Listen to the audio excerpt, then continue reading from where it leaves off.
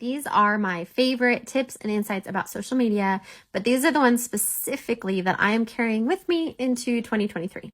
One, short form video is still king.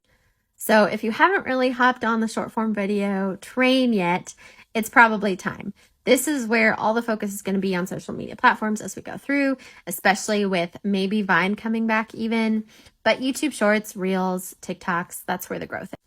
Two, I'm going to continue to batch create content because it frees up so much time. And then if I don't have energy on a day, it's okay because I already have backup content. Three, I'm really going to pay attention to my analytics.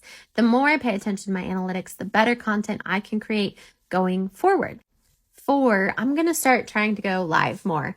Now, this is something that I really struggled with as an introvert. I don't particularly like going live, but I've found that every time I do, my social media platform grows. And lastly, I'm going to continue to try to simplify my social media process. What should I add?